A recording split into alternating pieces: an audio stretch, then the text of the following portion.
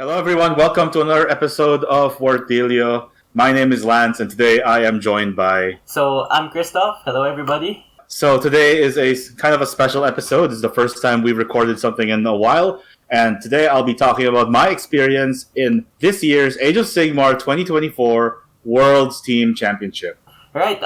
We've prepared a presentation for you guys, but also we'll be talking about Lance's experience over here in the World's Team event, and also him sort of like represented the Philippines as a member of Team Australia. So, right, Lance, should we get into it? Sure, no problem. So this was actually something that has been happening for quite some time. I was invited to play for Team Australia last October, and it took me about a week to make that decision because I had to talk to my wife and I had to talk to my family just to see if it made sense, right, to do this. But it was actually a very big surprise on my part. I had no idea that this was something that could even happen. Today, you might notice that my uniform's a bit off compared to like what you see on the screen, and that's because this is actually a prototype shirt. This is like the soft version of the shirt as opposed to the jersey version of Team Australia uniform. I unfortunately don't have any more copies of the Team Australia uniform as I had given them all out in jersey swaps. But needless to say, I had such an amazing time in AoS Worlds. This is kind of a world that I'd only ever really heard about over YouTube videos or Twitter or wherever, and it was an absolutely magical experience. Right. Actually, before we get into the event itself, I'd like to know how did you get in touch with Team Australia in the first place? Like, did you have any contacts with them before this, or? Okay, so it was actually really interesting because, well, I first met one of them last year after Worlds. After Worlds, I met Stu in a Warhammer tournament on TTS, and I only later found out that he was actually going to be this year's, the captain of this year's Team Australia.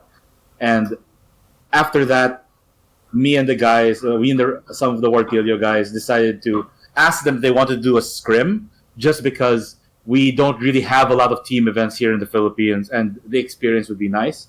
Of course, right after that, we learned that we had a long way to go because we did a 6v6 scrim, and Australia promptly handed us our asses. All right.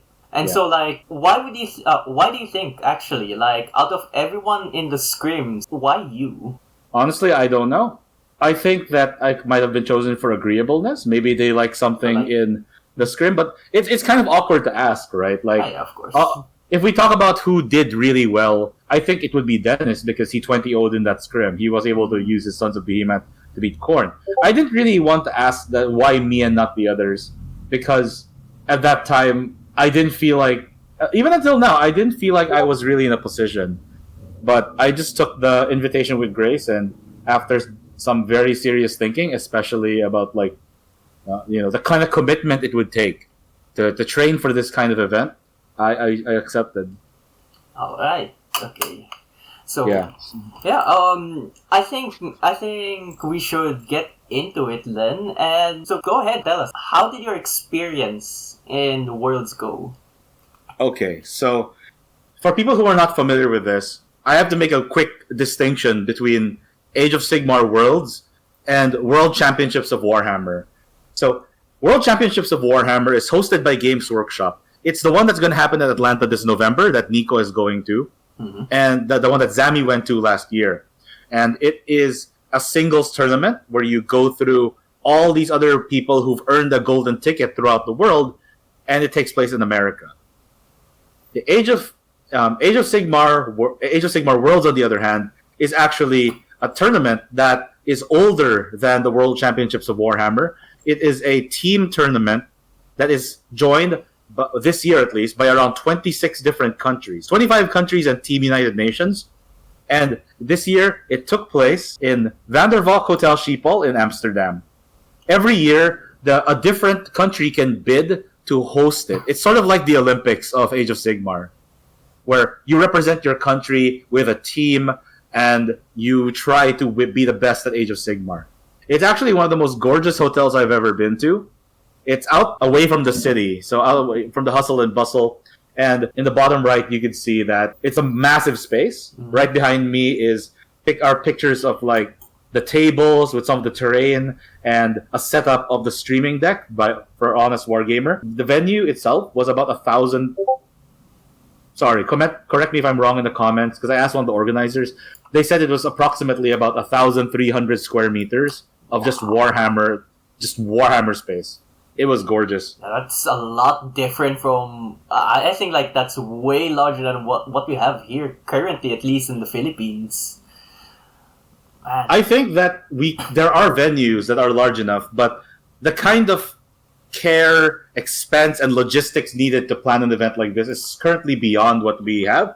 These are people who've been doing events like this for many years. It was hosted by, give me just a second, Alliance Open. Okay. Yeah, I think it's Alliance Open is what their organization is called, and they are an organization that not only sponsored the event, but they worked on all the logistics. They planned out. They have a storage sponsor that stores all of the terrains, and each of these terrains came neatly in a separate package.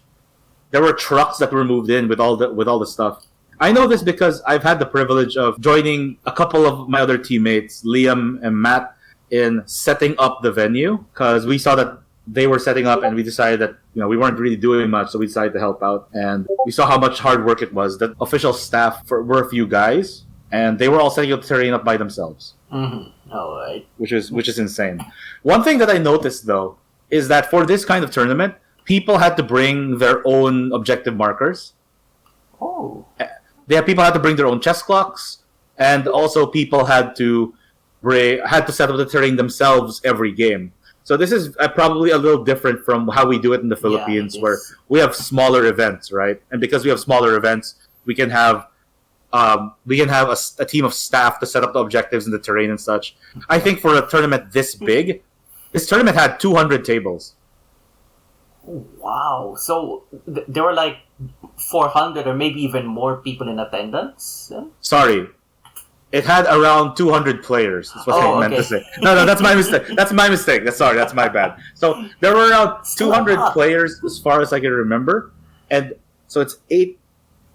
Yeah, so it's like 8 times 26 at the very least. Oh, man. Yeah, so it's 208.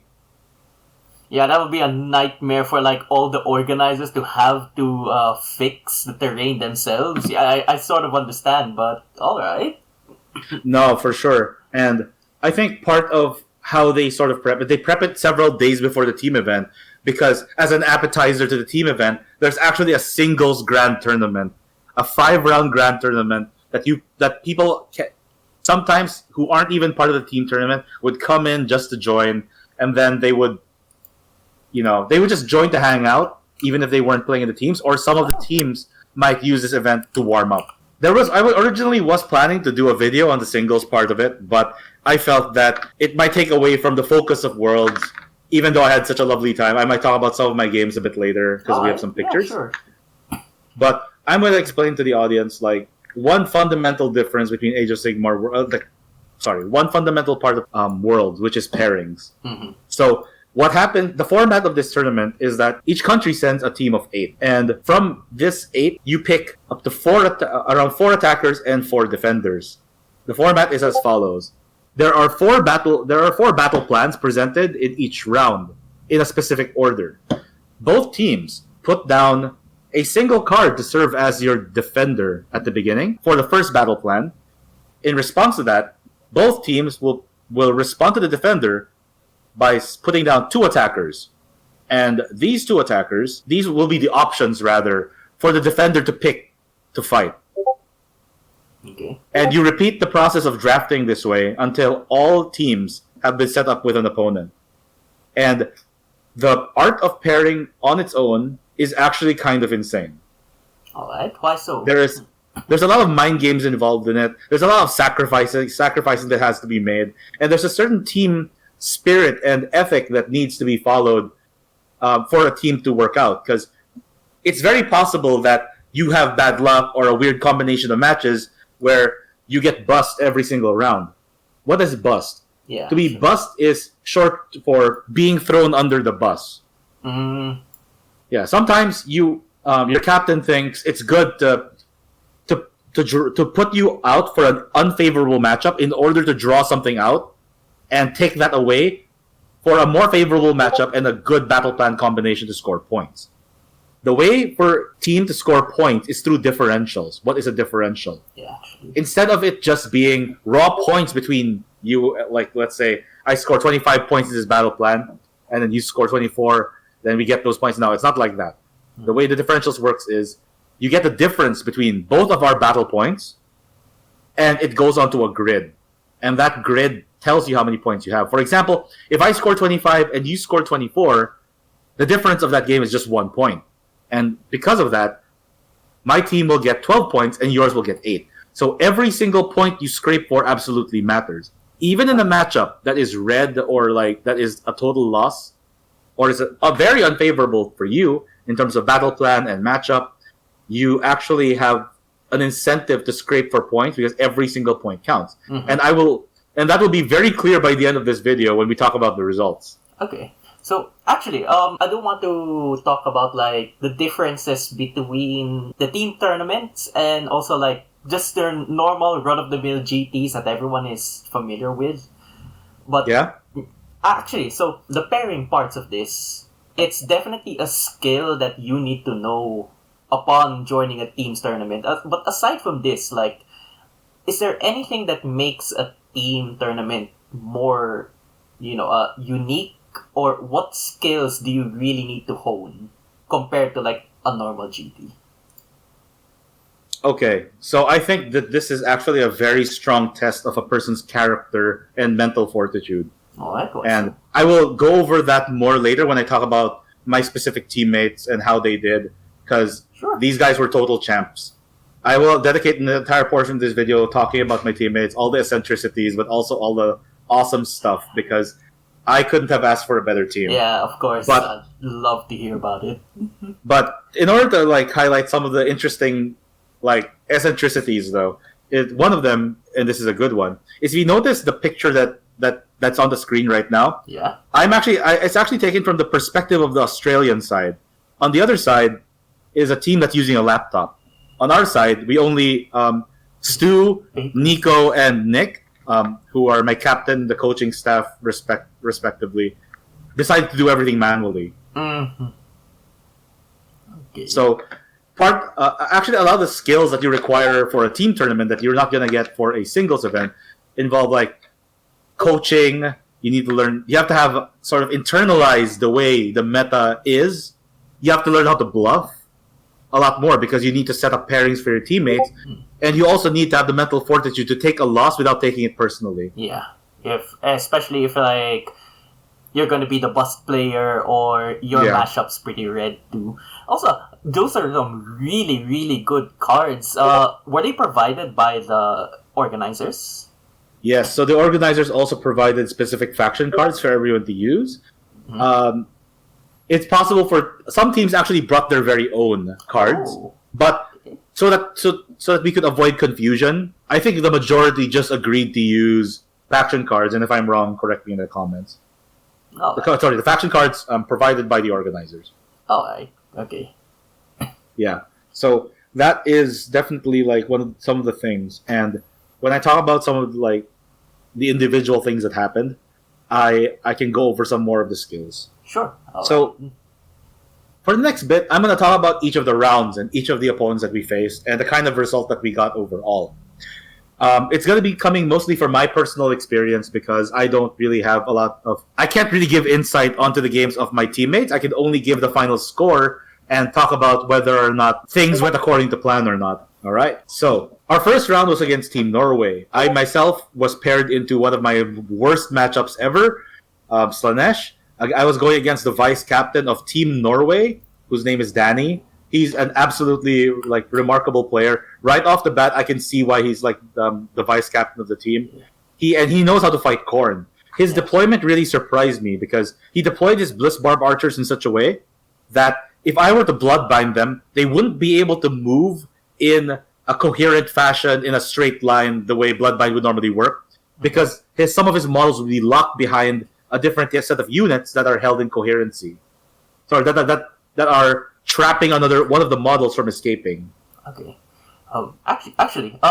Before anything, so like, especially for people who are just listening to this rather than like listening to this in the background, so you brought in Blades of Corn. So you brought in Blades of Corn, and your other teammates brought in what factions actually?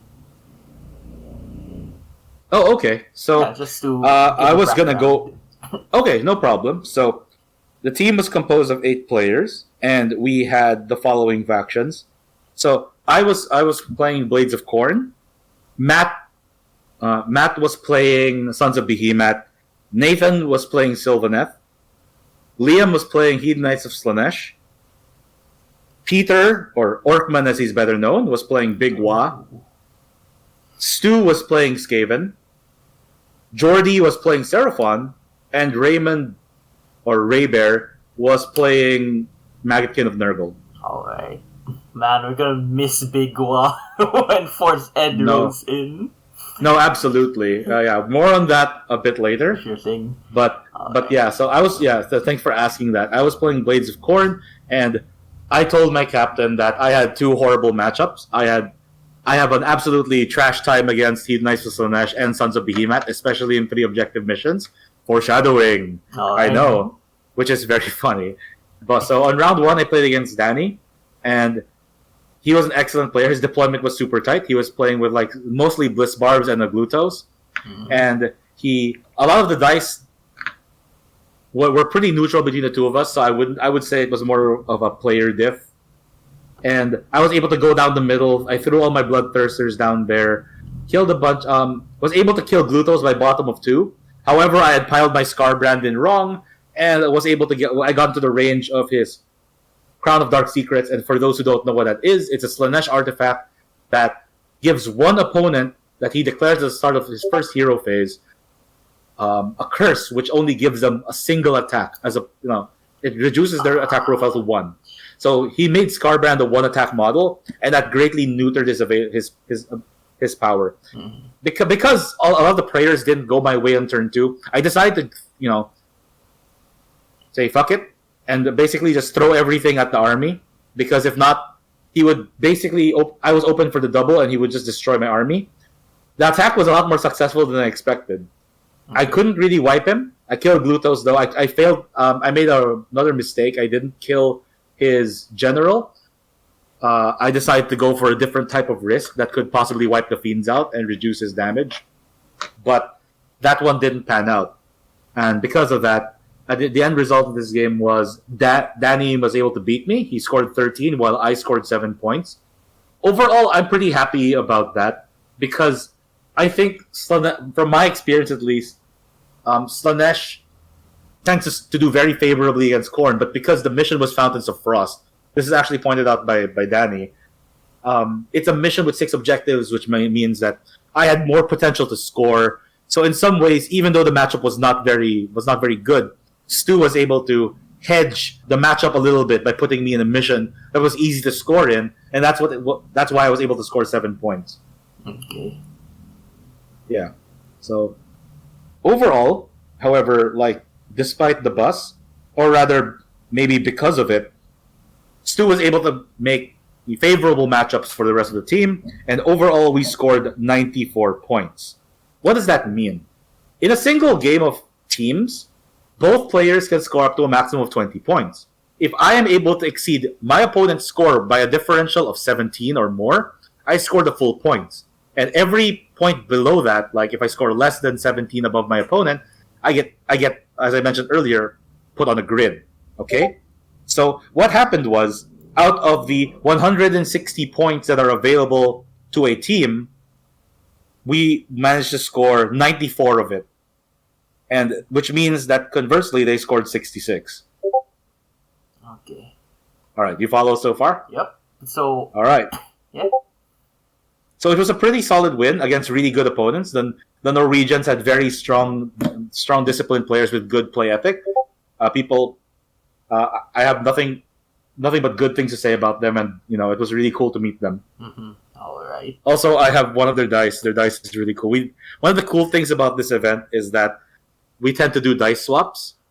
Oh. And so I ordered a crap ton of Australian dice so that I could trade it with other teams. I wasn't as diligent as Matt was, though. We managed to collect the Infinity Gauntlet of all the dice, but I managed to get one from most of the teams that I played against. I'm sorry. Could you show that to the camera once again, just to get a better close look at it? Ooh. Yeah, so it's actually their symbol that you can see on the screen right now. Mm-hmm. And yeah, maybe I'll bring it to a couple games. We'll see. Right. But yeah, that was game one. I got bust against Slanesh, and I turned the red into yellow, so I'm very happy about that overall. So, what would you? Were you able to know what like rank your team was in right after the first game? Yeah, but it's not very indicative.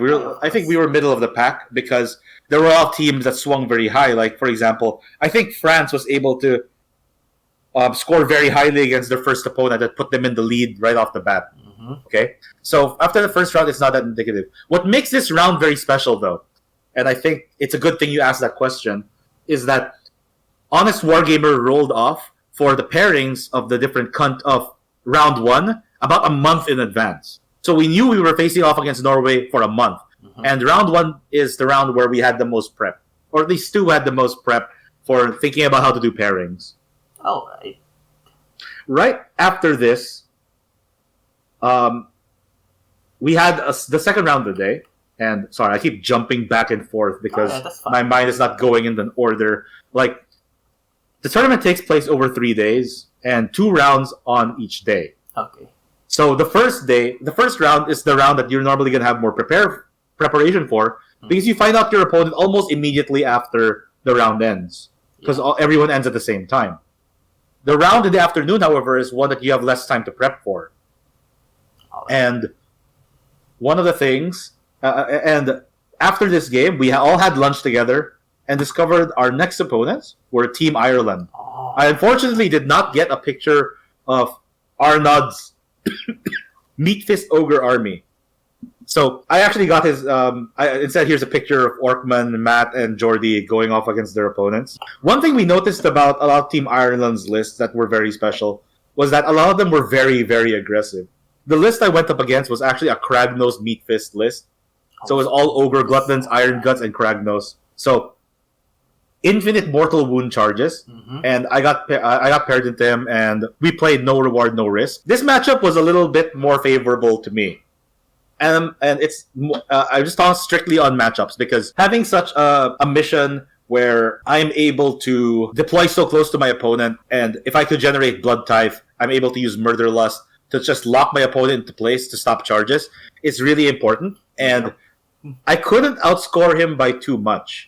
Arnold's a great guy. He knew he had a game plan going straight into this. Okay, he was. We spoke about it after the game, and he did exactly what he needed to do for the team and scored exactly what he expected to score. So over the course of the game, I basically started sending chaff forward to lock out his units to stop them from charging, and I slowly peeled away at his screens and picked them up with my Bloodthirsters until Scarbrand was able to get the Kragnos with my Bloodthirster that negated ward saves next to him and killed Kragnos. So by turn bottom of 3, I basically wiped his army. However, at that point, he had scored 15 points from 3 battle rounds, and the 3 points from Grand Strategy, which is Slaughter of Sorcery. Both of us had Slaughter of Sorcery, so he was able to score 18 points. I unfortunately wasn't able to score as much despite wiping my opponent. And he told me that the team predicted he would score 6 points for this round, and indeed he did. So in the face of a disadvantageous round, Arnaud showed like this fortitude. He just stuck to his game plan. He chose the battle tactics in the proper order and was able to score as many points as possible for his match, even though he felt that he had a bit of a disadvantage. And I think it really showed me like the kind of caliber of Worlds players I'm up against, because they won't just throw everything at the wall to try and win. They go by their team's game plan. Okay. Yeah, so in this particular matchup as well, we enjoyed the game with Team Ireland so much that most of us basically stripped on the spot and just swapped jerseys with them. Oh, all right. Yeah, so it was a lot of fun. We also took a picture with their team. I unfortunately don't have the picture on me right now, but that's what happened. It was a good time, and overall, this is I think the score difference was pretty good in favor to us. We actually scored 106 points, which is 106 out of 60, because the matchups were very favorable for us, and a lot of the mirror matches went our way, with Orkman winning the Big Wa mirror and Raymond winning the Nurgle mirror match. All right. More on that later, actually, because Alright. Ray has like little side quest going on here.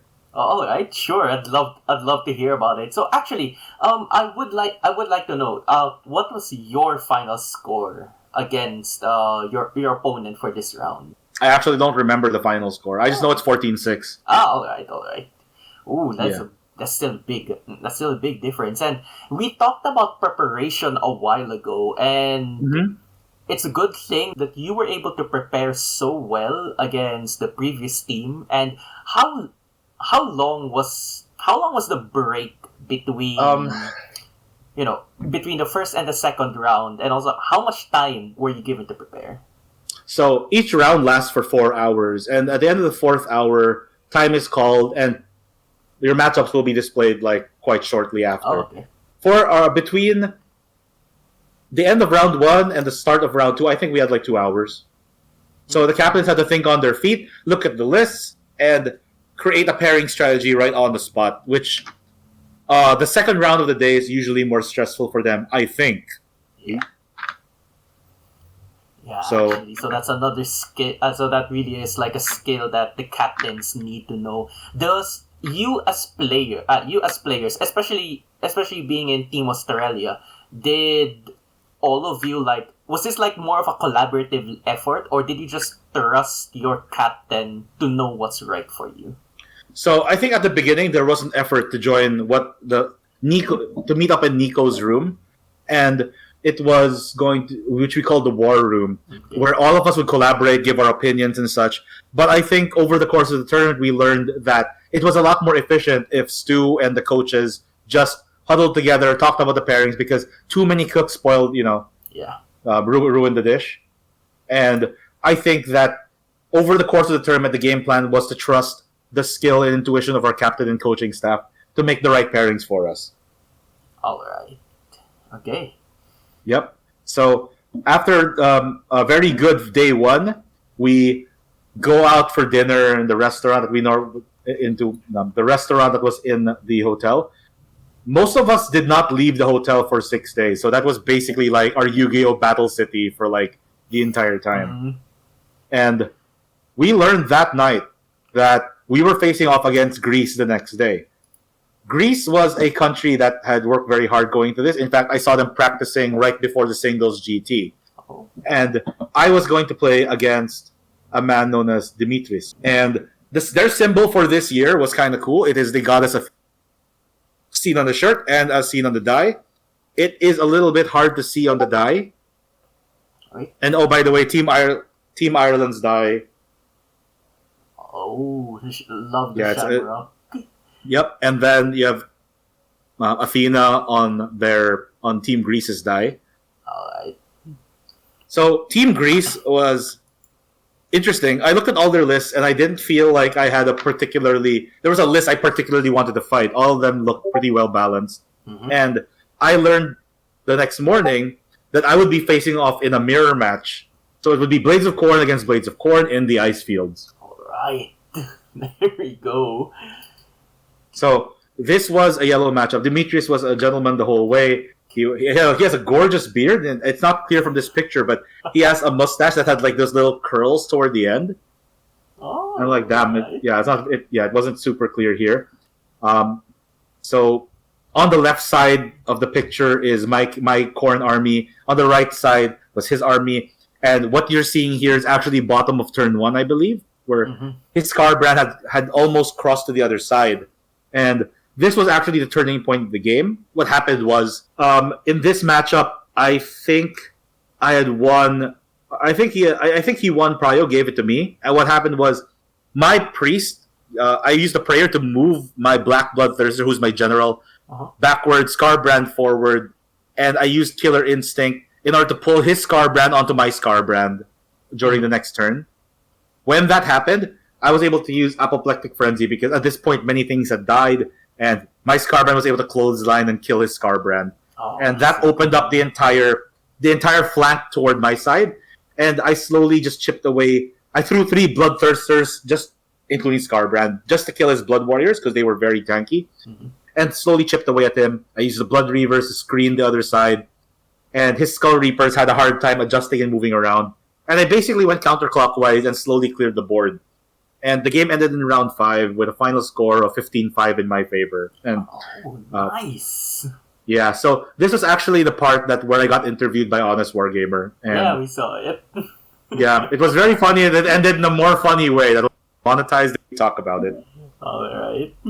So yeah, I don't know if you were there at the ending of that interview where they cut, but that's basically what happened. Yep. All right. I am so sorry, their opponent, but the last thing that I remember was him talking about his wife in a positive Yep. That? We're not going to we're not going to what the interview said. If you want to catch it, it might still be up on Honest Wargamer. Yeah. So actually, so you fought off against 3 countries already, and I think this is a good time. Like we could talk about on everyone in attendance here on all the teams. Yeah. Which team were you guys most afraid of? Afraid of? Yeah, like. Oh, that's a controversial question. All right, but, more like. No, which is I'll tell you. I personally felt so. I think that's a tricky question because the way the way this was talked about from the snippets, I could understand because I think in terms of pairings, the people who are most eloquent on them are Stu and Jordy, and from what I could gather, the team that we don't want to fight is based on the battle plans that are for the round. Like, there's a combination of team and battle plan that will be especially hard to pair against, for example. But, so that I could stop dodging your question, I personally think that Team England would be a very tough matchup for our team. There's a lot of teams who I think are very strong, don't get me wrong, right? But if I had to name one team, I actually think Team England is very imposing. All right. Yep. So yeah. By the end of this round, we had scored 93 points because the majority of the team had won their games. So that was pretty good. Congratulations. Yep. Okay, and then we all go over to the cafeteria for lunch, rather the restaurant for lunch, and we learn that we'll be facing off against Team Poland. Team Poland is a really strong team, and coming up to Worlds, like we heard a lot of rumors about them being very strong, especially since our coach Nick, from who I will from now on be calling Russell because Nico, like it can get confusing. So his Twitter handle is Russell Crowe. He is a very sweet guy who we'll talk a bit more about later. And Russell had traveled all over Europe over the course of his journey to AoS Worlds, and he talked about the strength of the Polish players. And when we met them, we saw it. Round 4 was apparently the round where our team struggled the most with battle plans. From what I remember, if you're Stu or Jordy or anyone from Team Australia, and I am wrong, correct me in the comment. So in this round, I faced off against Gordon, and you can see that the logo I chose was outdated. Unfortunately, this is what I found on Twitter. Sorry. So, and what happened was I was facing off against Sons of Behemoth in a 3-objective mission. Foreshadowing. Yes, we tied back. We're tying back to that, and it was literally the single worst matchup I can think of. And I actually practice this matchup with Dennis a lot at home, and I don't usually win this matchup because in a straight-up brawl for 3 objectives, it's very hard for Korn to pin Sons of Behemoth down and match them on points. Unless I get really lucky and spike with my Boomthirsters. So I play a game with Gordon, and I just play a very defensive early game. If you look at the screen right now, my Bloodthirsters are all just hanging back. We don't want to fight them. I just bring out Hexgorger Skulls to try and block or screen just a little bit. And I just try to have him drain as many tactics as possible. He put up a really good fight, and he basically scored mostly on primaries, but I can proudly say that I kept the score very close, and he was able to beat me by 1 point. I messed up toward the end. I probably could have possibly won if I had moved my Bloodthirster to a more favorable position to summon my Bloodletters to charge at a unit in the far left objective, but I was full of adrenaline. I wasn't thinking too straight anymore, and I made the wrong move. I lost the game. I scored 8 points instead of 8 points, which made me quite happy actually, because in my mind this was a red matchup. Yeah. So anything above for me personally, anything above 4 points in a red matchup is goods for me. Although, 7, 8, 9, 10 would be fantastic, even at a loss. And honestly, I was so impressed by Team Poland's ethic. I was talking to Kristoff. He gave me an alternative name because his name might have been a bit hard to pronounce for those who don't speak Polish. Kristoff, actually, funny enough. So he was their captain or their coach. Sorry, you were one of them, but you were calling the shots. I remember you were there, and he showed me that Team Poland had an organized Team Elo app. They had 404 competitive players, and he was introducing me to the very different members of the team who had been on the app, who ranked from 17 out of 404 up to 4th or something. Awesome. He himself ranked 4th, and he was he even showed me his shark mascot, which I thought was awesome. That's cute. Because he plays Iden at Deepkin. So Poland was they played like robots. They played like machines. They were very organized, and they were a good time. They were very sporty. Mm-hmm.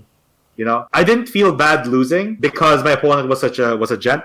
And overall, against Team Poland, we had scored 62 points, which means we had lost.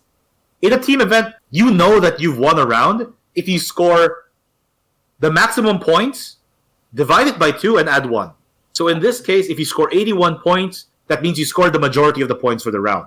We had scored 62, and we had lost our first game since coming to Worlds. And you know what? I think the team was feeling it a little bit, but kind of undeterred. We just needed a bit of time to process the loss. Mm-hmm. And after dinner, we were all just ready and planning for our next opponents because, man, we had a big one the day after on round 5. Yeah. So actually, right. So Yeah, at the beginning, you talked about your 2 red matchups, especially when it comes to anything that can make your games hard for you as Corn. So yeah, it's safe to assume that you were bussed twice around at this point. Actually, I'd like to know, for people who don't play teams, or maybe people who still play teams but aren't so hot about being bussed, how do you come to terms with that? Or do you think it's not necessarily a bad thing to be able to be a scapegoat all the time? No. So I think that it takes a certain type of player to be a good team player. You need to be able to curb your own ego, and you need to be able to think of yourself as a part of the team. It's very hard to take, but it's very mentally challenging though, right? Imagine you're in a team tournament and you get 0-20, you get 20 owed, or you get 0 points for a round. You fail to get a single point for your team. That's so mentally damaging.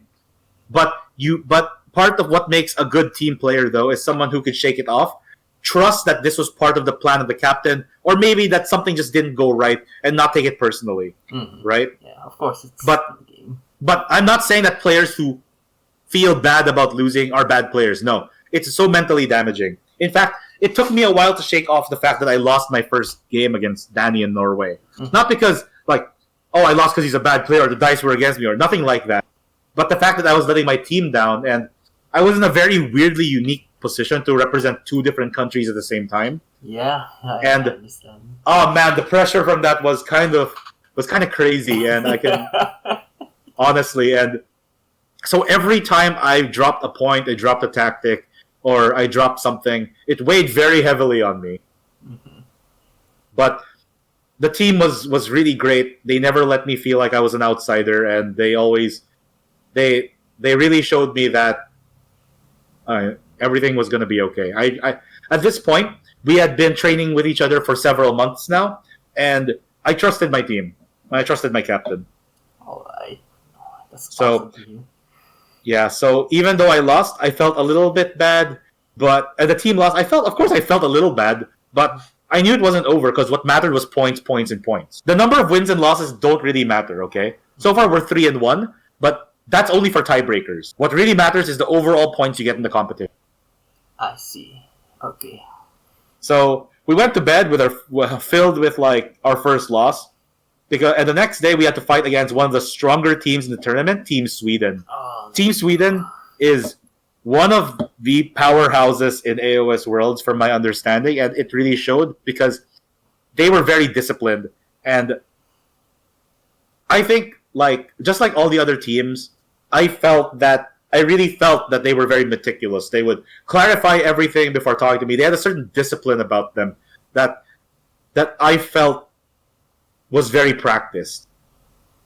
And it was the battle of the yellows, it's our yellow shirts against their yellow shirts. And they had a powerhouse team. They had really strong wins against other opponents in the past. Whenever they'd win, it would be very rare for them to score sub 100. Ooh, so they're brutal. And this was the final day. This is the day where all the nerves, the nerves was at everyone's peaks. Mm-hmm. And we were fighting against the matchups that were the hardest. And this was our last chance to score points.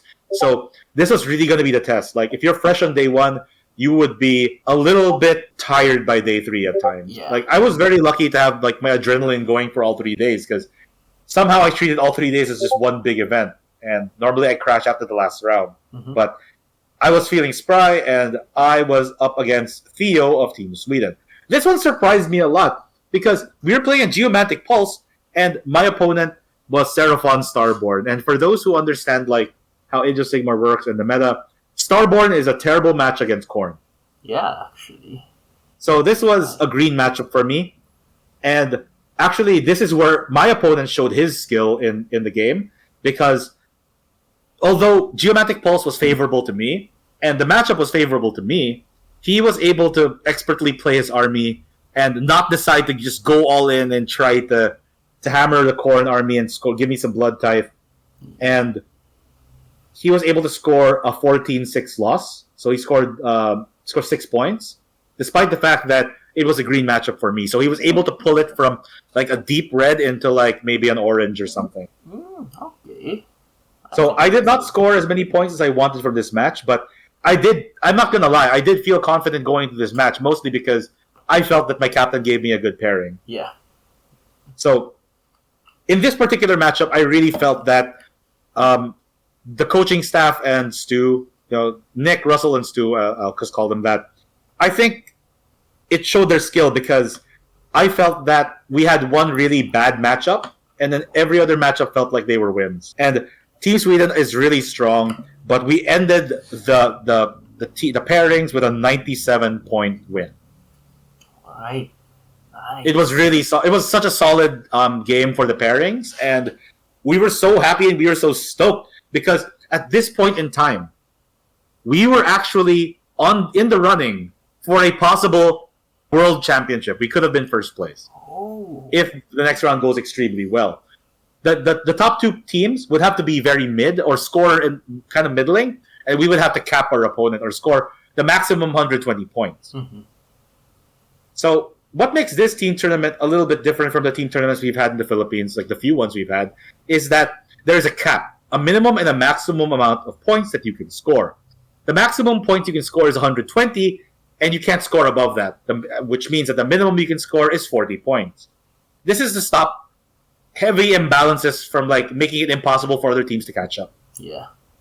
So we scored 91, and we went into round 6 with we were so pumped for round 6. We were so excited, and we were wondering what kind of monster we would be fighting then, because there are several teams that are up there right now. There's Poland, who by the end of round 4 was undefeated. There was Denmark, England, France, and when we looked at the score at the matchups during lunchtime, we found out that we were facing against Italy. Oh, all right.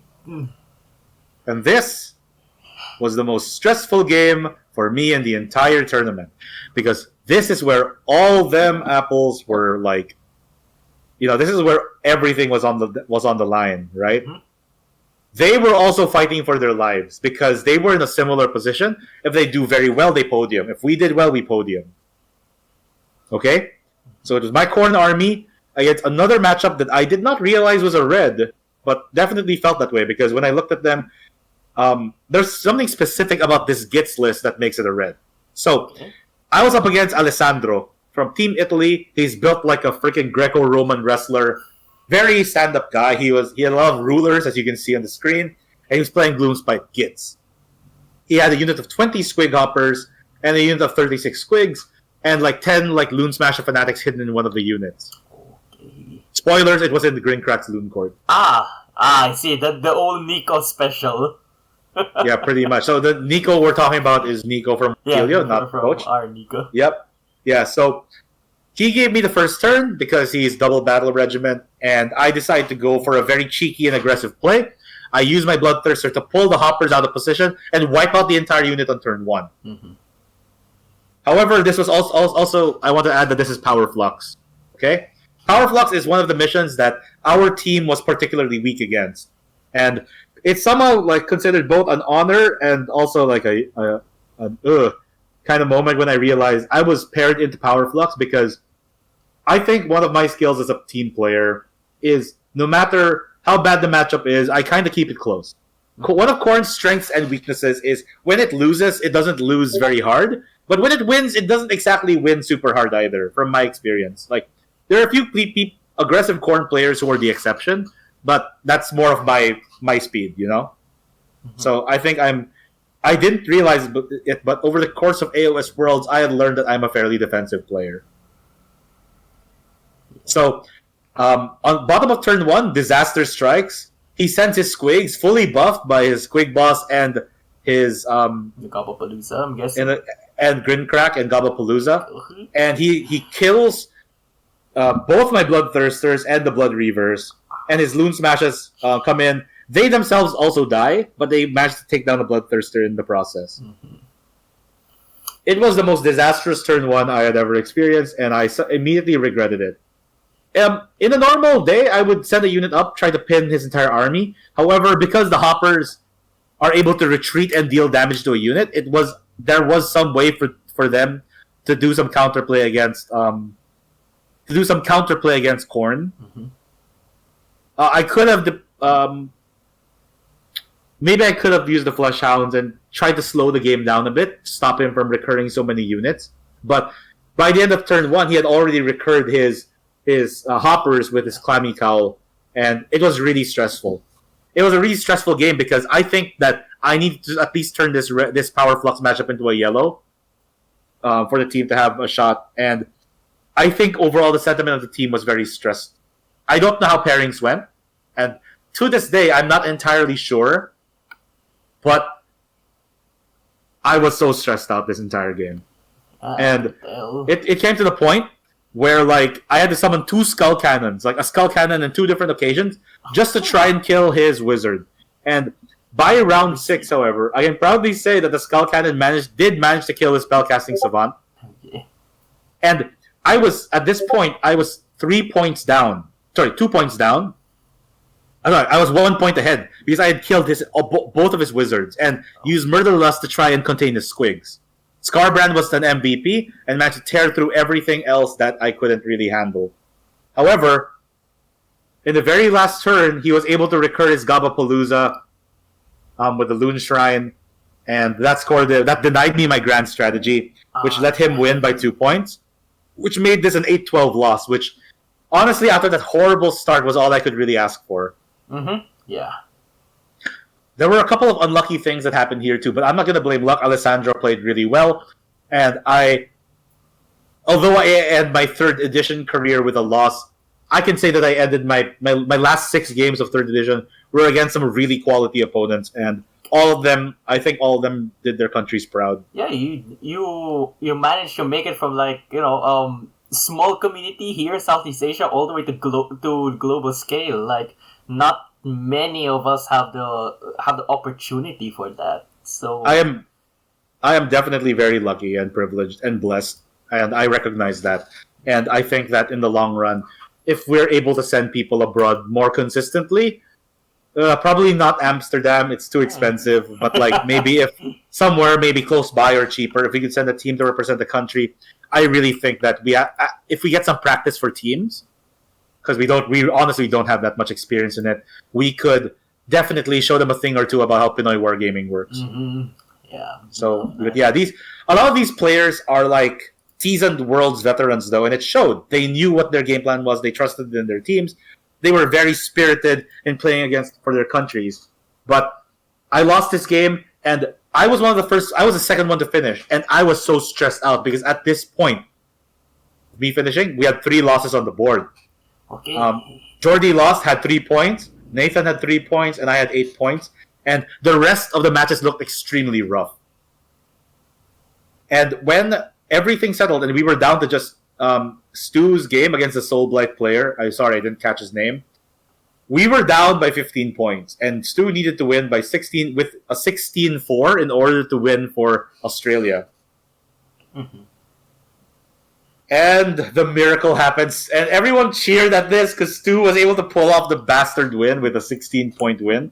Oh, damn, nice. And we managed to end it with an 81-79.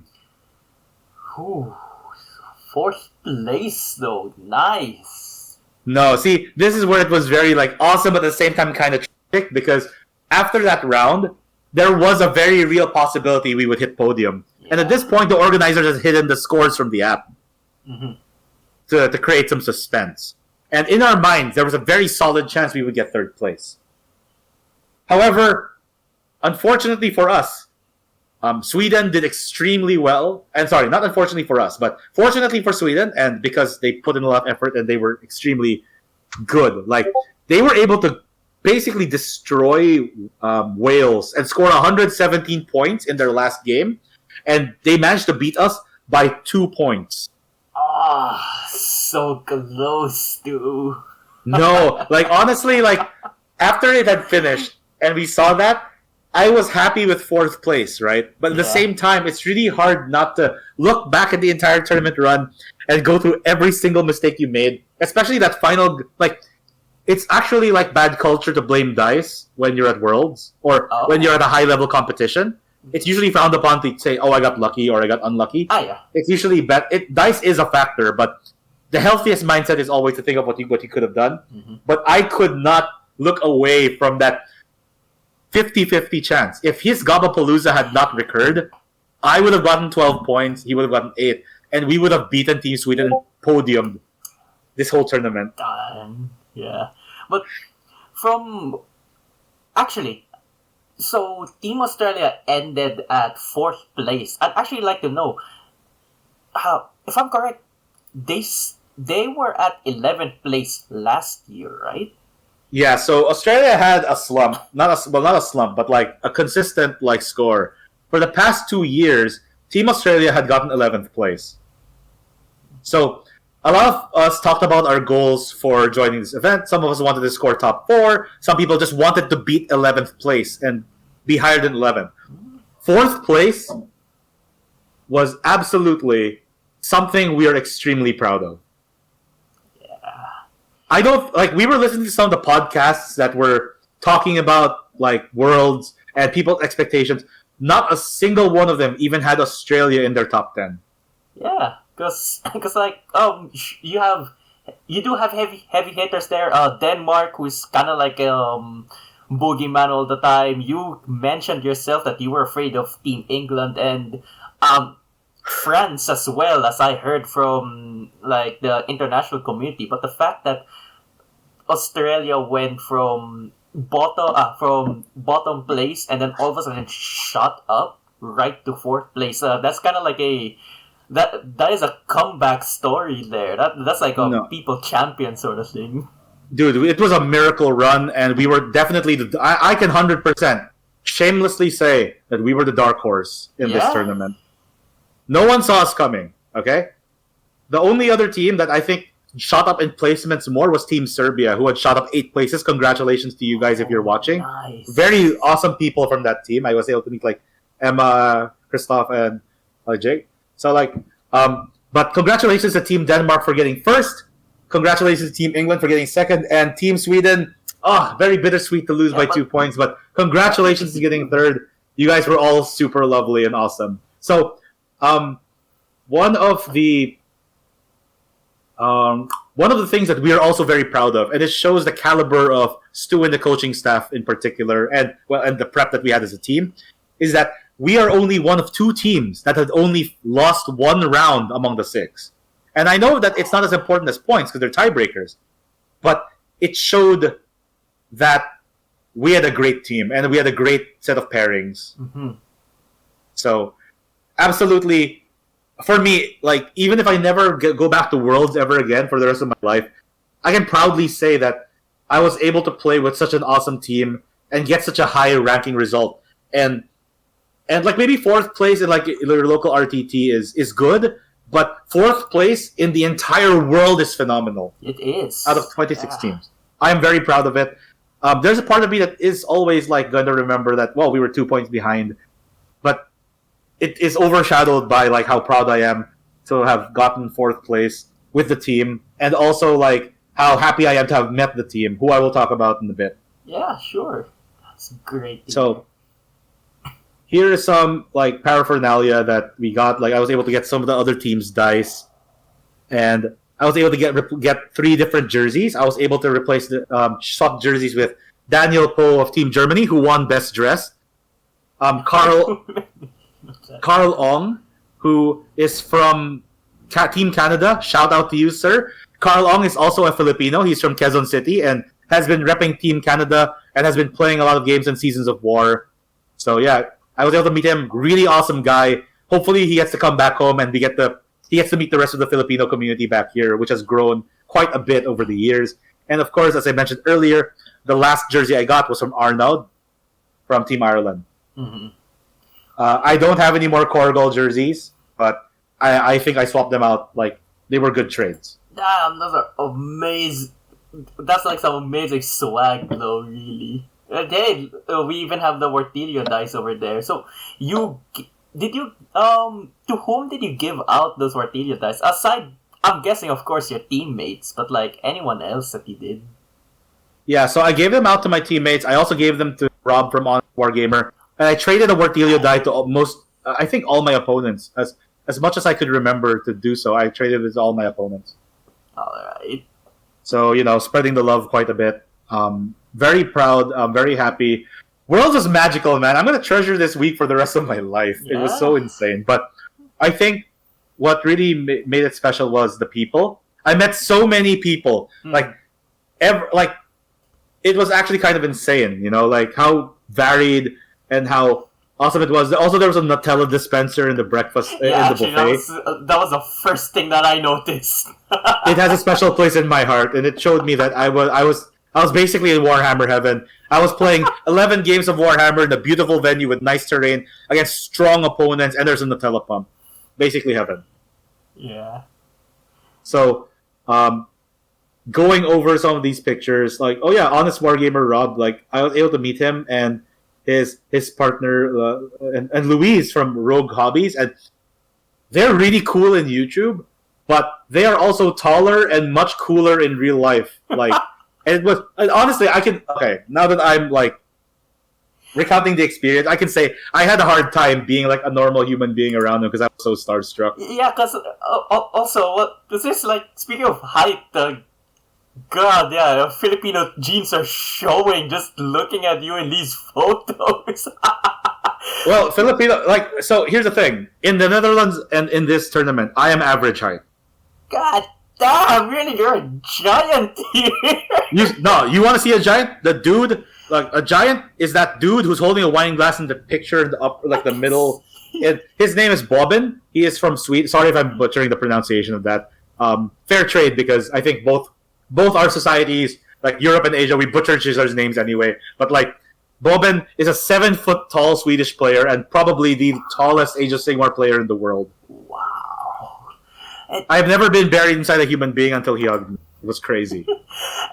Alright, so actually, yeah, alright. One thing that I do need to note point out too, that hat that Rob is wearing there, is very special.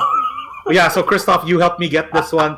This is a Jollibee hat, and he is wearing it because there's one day where he just dissed Jollibee, because apparently they have Jollibee in England. Yeah. And he dissed it, and he apologized to me personally and on YouTube and on Twitter as well. And we decided to be freaking hilarious if we just gave him a Jollibee hat. I remember that he was covering our previous GT, and then he was talking about all the food places to eat there, and then he went to Jollibee, wasn't a big fan of it, and immediately Lance's thought was, we gotta get this man a Jollibee hat. No, there was no other way. The man always wears, and like there was no other way. It was inevitable that we got him Jollibee paraphernalia of some sort. Yeah. So yeah, if you don't mind, like, do you wanna like take us through these photos? And aside from like the Nutella dispenser, like these are some amazing people that you're with. Yeah, Nutella Pump was the best. I wish I took more pictures from the people I met. But my selfie game is not quite strong. I had to break out of some introvert habits and actually take lots of pictures to document the experience. But going from the top right, maybe the guy with his arms stretched out. Sorry if I got the perspective wrong. Or maybe it's top. No, it's top left. Thank you. That is Dan Bradshaw from Team England. He is quite a gentleman. I played him in round 1 of the GT. He was playing Slanesh. I lost by 1 point, but he was a really good player. He was a very chill guy. Like in facing Team England, I was expecting I didn't know anyone from there. I was expecting someone who was like super sweaty and stuff, but he was such a nice, chill guy. We were just laughing the whole way. It was great. To going clockwise, I don't know why, but the picture I took with him was corrupted. The one sitting down is the captain of Team Ireland. His name is Mick. He was a great time. He was my round 3 of the day 1 GT. Next to him are Carlos and Madigan, who we often talk to on Discord to ask for rulings and such. Mm-hmm. And the two of them were awesome. 2 very different types of TOs. It's very interesting. Next, that's me with Nico, Nathan, Ray, and Boban. Mm-hmm. Nathan is the one with the white beard. Ray is the one with the big, shaggy, black beard, and Nico is the one with a surprise expression. The next picture is me and Rob. Rob sneaking in a quick one, and the one right after that is me, Camille, and the rest of the team at a restaurant. Oh, that's awesome. Beside Camille is Ash, Russell's partner, who had traveled with him all throughout Europe, and there's one of the few shots we have, I think with everyone, as far as I can tell. Although I don't know where. Oh yeah, I think Liam wasn't in this shot, but we'll talk about him a bit more later. Then, of course, glorious Nutella Pump, and then there's the next shot was a group picture. The people, Liam is there next to Rob. Then we have Mike on the far right, also known as Matt Balls, who is one of the best Bone Splitters players in the world. Emma was next to me there. She's the one with the long hair. The one in the shades is Matt the Nuge, who was really funny and really fun. He was murking for the Russian team, and then Jake over there in the back, he was also murking for Team Serbia. So lots of people, lots of new friends. After following the clockwise, I was with Carl, who was repping Canada. The guy in the tank top is Dan from Team Germany, and after that, the lady I was playing against was Michelle, also from Germany, and the last guy with the long white hair, graying hair rather, is Kristoff Salemi. He was such a gentleman. He is a Frenchman who's playing for Team Serbia, and he won Best Sportsmanship, and he super deserves it. He was such a fun opponent to play against. And he beat me pretty handily, but he was such a nice guy that I couldn't help but vote for him for Best Sportsmanship. Oh man, this is such an experience for you, though. No, it was magical. But before I talk about my team, I think some of the people in the community have prepared some Q&A. Yeah. So right, one of the things that we thought of this, because this wasn't just Lance helping out Team Australia get their W's in, but he was also in a way representing the Filipino community here, just to show what we can bring to the table, just a little taste. So it makes sense also to allow the Filipino community to ask you some questions as well. So yeah, I think we could get into this then. I think. Yeah, sure. Go ahead. So shoot me some questions. I haven't internalized what the questions are. Yeah, sure. So let's go. So, I think this is a good. Alright, so this is a good one. Edward Black said, "Hey, Lance, huge congratulations to you, and what an amazing experience it must have been. Mm-hmm. I'm glad that you represented the Filipino community in the world scene. My question is this: what were some of the Oh, so that's how they do it here. Moments that you've got during the event. So there are quite a few. So one of the things that I found very disciplined, that I was really impressed by, is that when I'm playing against the players at Worlds, everyone is very disciplined in expressing their intent before they do it. There are times where everyone would always measure, and they would always ask. They would measure first, and then me and them would have an agreement on that measurement before any action can be done. Mm-hmm. Another one was when I was talking. This is against Dimitris and Team Greece. When we were doing alpha and beta maps, he told me that in Greece it is pronounced Vita. And I can't argue with them because they invented the alphabet. Because they invented the alphabet. Yeah, they invented that. So I was like, okay, that's how they do it, which makes perfect sense. Another one was, I'll get to that later, but I learned what it was like to have a world-class coaching staff and how important coaching and proper team management was. Mm-hmm. And that's something that, because obviously we've never had like a big multi-day team tournament before, that's something that's very important. Another thing was that people do jersey swaps a lot. I regret only having 3 of my jerseys printed. Next time I go to Worlds, honestly, if you're going to go to Worlds and you make a lot of friends, maybe bring like 5 to 10. Yeah.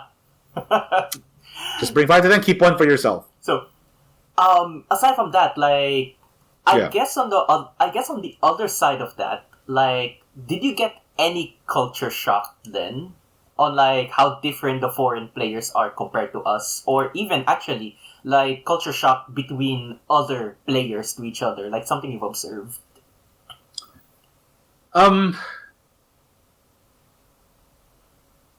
Between me and my opponents, actually, not really, to be honest. Everyone was very welcoming. One of the things that they agreed on in AoS Worlds is that everyone had to speak English. You couldn't like mutter something in a different language to like your teammates to express or show information. One of the things you couldn't really do was tell your fellow players directly, like, hey, I got like 12 points. You can't do that. You have to express it in some way, maybe to a coach during a timeout or something. Mm-hmm. Speaking of which, timeout. So apparently one mechanic that they have in the team tournament is you on your time on the chess clock, you can call your coach and ask for advice. Oh. So the coaches are wandering around and they know how the rest of the team is doing. So I would usually ask like Russell or Nico for advice. Okay. So they weren't playing; they were just there to like help you out with pairings and also to coach you. So they weren't themselves players. They were not, but honestly, we could not have gotten this far without them. I did not know what coaches did until like this event, and I feel like they've set a really high bar for me. All right. And I'll get to that later, like when I talk about their individual contributions and like stuff. Sure. And I guess we've covered like the player side, but like as Filipinos, of course, and I'm pretty sure that the Filipino community is curious about this also. Like, I guess aside from production, what would you say would be like the biggest difference between a global event like this versus our maybe even like our biggest event here in the Philippines? Okay, so it's not just that it was a global event. It's more of that this was like the highest level of competition I've ever been in. Mm-hmm. In almost anything, okay? And one thing that I found really refreshing was when I went to the table, we just had to swap lists and they knew exactly what my list did. I didn't have to explain my army too much. I just had to explain which model was which in the list. That's it. Like, my Black Bloodthirster is the one with this artifact, and he's my general. If I had 2 Bloodthirsters, right? Mm-hmm. But, like, something that I noticed in some of our earlier GTs, again, especially against players who don't play very much yet, is that you normally spend like 30 minutes explaining your list to your opponent. Mm-hmm. And that's something that did not happen here. You had 3 hours to play. Every second, every minute mattered, and you had to know what your opponent did. So that was kind of refreshing. All right. Which I'm not looking down, of course, on the local scene for that. It's just that this was the level that this tournament was at. Yeah. Another thing was chess clocks. Okay, mm-hmm. Chess clocks and like using the chess clocks in your favor and using it for timeouts and using it to pressure your opponent or feel pressured yourself is a big part of this tournament. And I think that And I am now convinced that chess clocks are very important for any tournament. Because we've had some tournaments before where a player ran out of time because their opponent maybe didn't know their army very well, and they drained out the 3 hours. And it could have led to some very negative play experiences. But in this, it might feel a little sweaty at the beginning, but I think, especially for a GT, it should be an expectation that the player comes to the tournament knowing their own army, at the very least. All right. Yeah, and especially with like fourth ed being here, I think that might be better for a format. But let's see. It's gonna take some getting used to. I only played my first chess clock game on the day before the first GT. Liam actually was such a champ, and he played the game against me. Thoroughly whooped my ass, but at least he taught me some chess clock discipline. All right. Yeah. So, yeah. So I guess here. I guess this is another question, and I dare say this is a really good one. So this is from Julian. What's he asking? So congrats, Lance. Easy clap. Oh, thank you. Was not easy, but thank you. Yeah. Quite a random question. Genuinely curious. How much alcohol did you drink? I guess this is for you and the entire team. So I've learned a new term called teetotal, and which means someone who doesn't drink. It's something that's only used in England, and I don't drink alcohol, so I drank 0. But consumption by the entire team, I'd say everyone had a minimum of at least 1 to 2 beers a night. Okay. Yeah, Jordy by himself though, and the team's gonna get a crack out of this. Jordy was like a machine, and there comes points and where he gets like in the early nights, not during tournament night, where he'd get hammered and in a very funny sort of way. I'll talk about later. All right, but no drinks during the tournament, right? At least not here or like in the GT before that. What's funny enough, right behind Stu on this picture is an open bar. So at a certain time, the bar is going to open. People just order drinks whenever they want. All right. So this tournament was the most bougie thing I've ever been a part of. There's a buffet for breakfast. There's a buffet lunch. There's an open bar. There was free coffee, free flowing coffee and tea, and people could just grab soft drinks out of the fridge and pay for it. It was crazy. Okay. Alright, going back actually to talking about cultural differences, this is actually a question from Eagle. And sure. Because, so he asks, it seems internationally, 3D printed miniatures are more common or accepted. So what are your thoughts on 3D printed miniatures? And do you think like a similar culture could be like, could be made here in our local scene, kind of like what they have globally? So one of the things that there's a challenge in trying to align different countries is their culture around miniatures. Ironically, like we have a very strict culture against 3D printing because of the way the community has been run for quite some time, which it is just what it is. Margins are very small. Like it's very hard to get. We don't earn quite as much, so stores, I think, in general, need to be fairly defensive about the way they have their policies around 3D printing. I personally think that 3D, and my stance has always been this, 3D printing web exclusive stuff and stuff that's hard to get, that doesn't hurt the stores, is something that would really benefit the community. I think that if the event is not like managed by GW, like this, AoS Worlds is not run by GW. It is recognized by Games Workshop, but it's not run by them. And that's why we see a lot of gorgeous 3D printed miniatures. Like a lot of Sons of Behemoth models like stood out as 3D printed, right? Mm-hmm. And but GW knows this about this event, and they didn't like clamp down on 3D printing. How do I know this? There were actually 11 golden tickets out for giveaways from this event.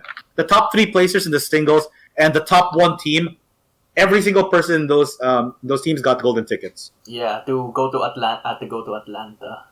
Right. So this tournament also had GW's blessing, but they can't really control whether people bring 3D printed models or not unless they themselves were organizing. Mm-hmm. So I personally think it would be healthy. All right. Sure. Yeah. Of course, like never like have the models be exact replicas of the models because it's IP theft, right? That's a good distinction. Definitely not. But yeah, definitely not. But like definitely, I think having a component of 3D printing would be very healthy. Mhm.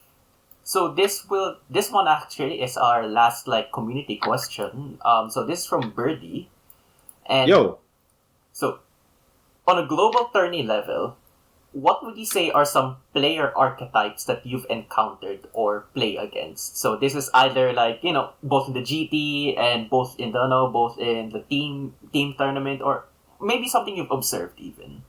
okay, so I think that for singles, it's usually the archetypes that you look at are just meta lists, right? Like for example, Double Boom Thirster Corn. That's something I saw a bunch of when I was looking around the list. Mm-hmm. Glotkin Nurgle, like that. Every single Nurgle list in World, as far as I know, had Glotkin. Stormdrake Guard. So basically, when you talk about archetype of players, you're talking about the meta and what armies exist in the meta for reasons like and obviously other people could like explain this more eloquently than me, but that's what I noticed for singles.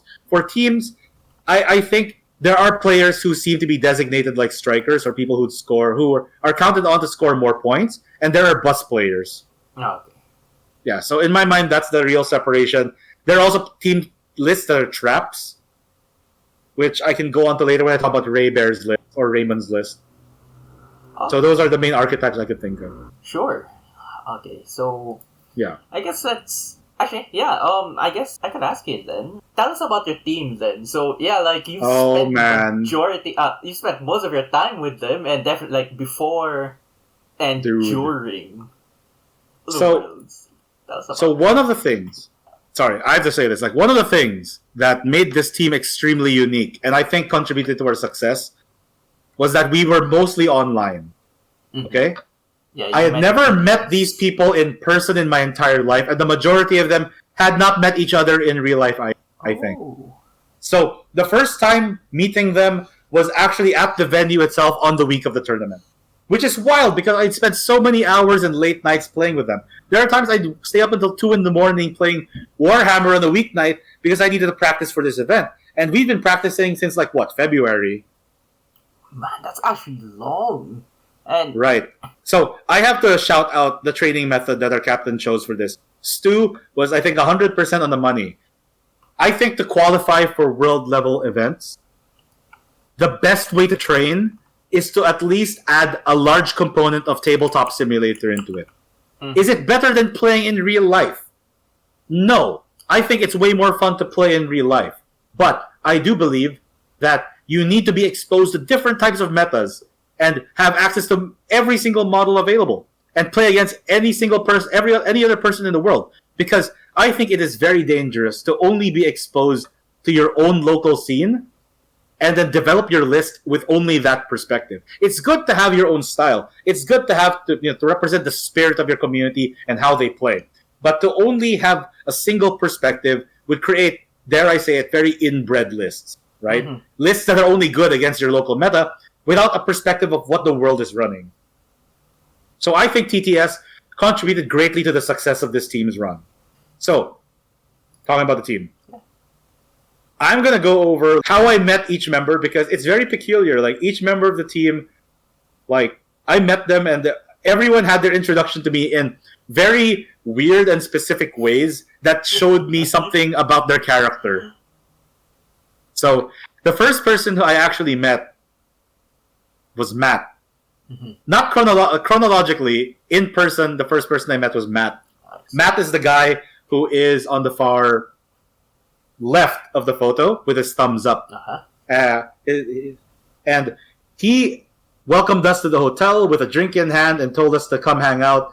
And he was very welcoming guy, very open to giving a lot of advice. I really appreciated that there's this one time earlier on I kind of like lost a game, okay? Mm-hmm. And I felt like an outsider. I didn't feel like my nerves got to me and I had this moment of doubt and I did not feel like I belonged in the world stage. And he was there to listen and cheer me up and stuff, I also think that he is a very resilient, before getting to his resiliency, I want to talk about how he actually packed a lot of Tim Tams from Australia and to bring us snacks to share for everyone. And through Math Hammer, he was also able to raise a lot of money for the team. He's absolutely a team player, great guy. Plays Sons of Behemoth, which his favorite anime is like Attack on Titan. Go figure, right? Oh, man, have you shown him like the photos of Dennis Attack on Titan? I should show him. I will show it to him.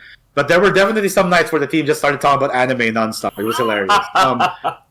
So Matt also I think was a capital G because like he had a stomach bug, right? He had something with his stomach, and he was feeling very uncomfortable for several days. Mm-hmm. But after a lot of rest and like nursing from like the coaching staff and such, like he was able to like grit through it and pull it through for the team and play Sons of Behemoth through some really difficult games. Like he took most of those games. He took all those games like a champ, actually.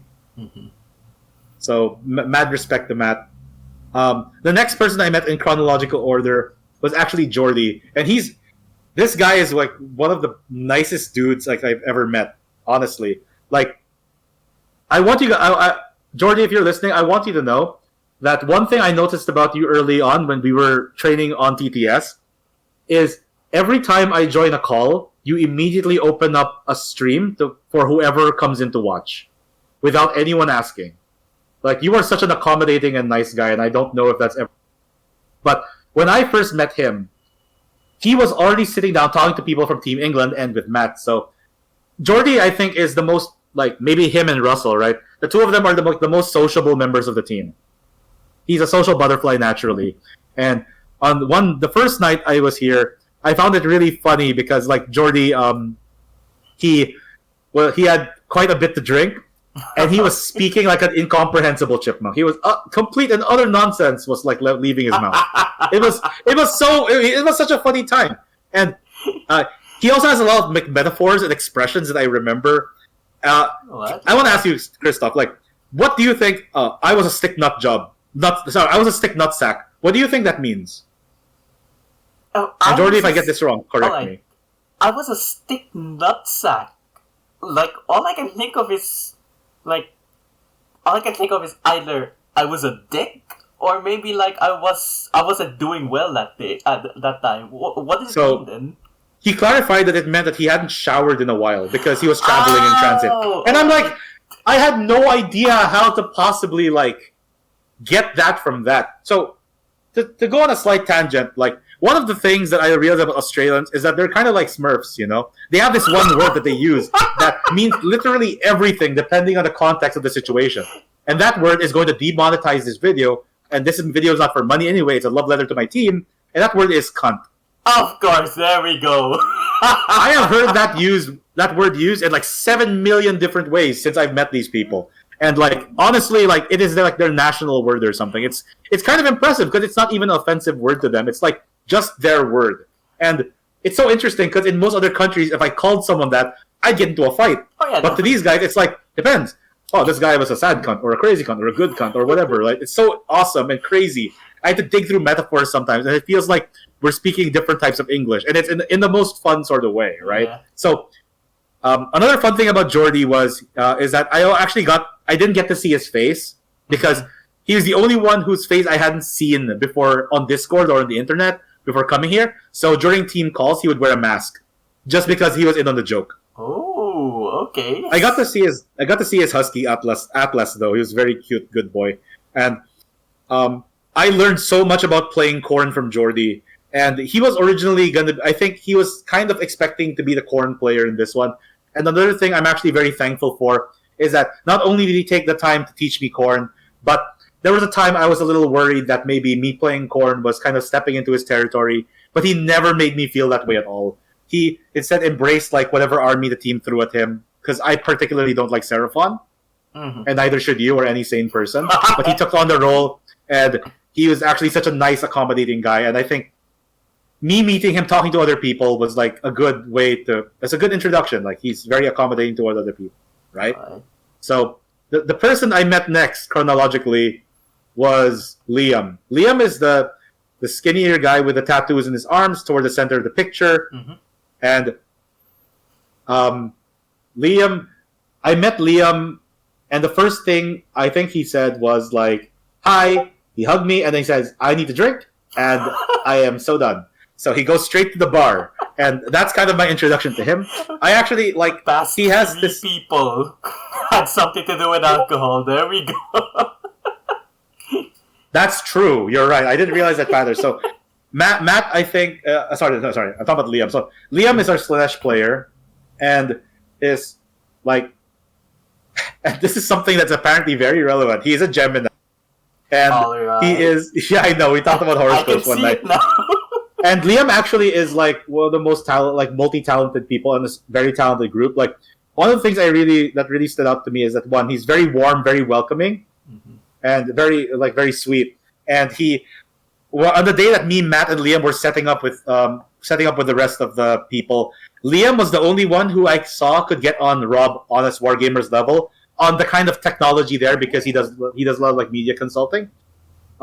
He also like sparred with me and taught me a lot about Slanesh, and I actually think he's one of the best Slanesh players in the world, because he taught me some really obscure bullshit on how to deal with Slanesh players with Khorne that actually came into play in some of my games, and I was really happy about it. Yeah. So one thing he taught me, and that doesn't matter anymore because this is 3rd edition, is in order to pick a euphoric killer's target, you need to be within 1 inch of an opponent. So if I murder lust onto something and stay more than 1 inch away, that unit cannot be used. That unit cannot select my unit as a euphoric killer's target. Oh. It's extremely obscure, and very few people know this, and it actually came into play in my first game in the tournament. How so? I murder lust into a unit, and he failed his battle tactic for killing something with euphoric killers. Oh, that hurts! Oh, I know. That must have hurt. No, and I think that definitely one of the guys who was very welcoming to me like off the bat, although everyone was. He's a sweetheart. What a Gemini thing to do. What a Gemini thing to do. Yeah, and he was also like the first guy to understand the Blue Lock reference that me, Patrick, and Johan had when we were scrimming and released the Beast, because he has good taste and shit and he likes anime. He's a massive weeb, and that was cool. It was really cool. Like, we connected over that, I think, initially, which is nice. Mm-hmm. So chronologically, the next person I met was Russell. Russell is the guy with a massive beard and the top knot, like the curly top knot that you see in the picture. Yeah. And my introduction to him was immediate bear hugs. The first time I saw him, he was traveling through Europe. It was in the video where he was traveling through Europe, and he was in a hot tub, and he was like trying to trash talk the Italian team, like for AoS Worlds, because one thing that they do in AoS Worlds is they often like they talk smack about each other for fun, like just fun European banter. And he was in a hot tub and he was like speaking Italian. I couldn't understand what the hell he was saying though.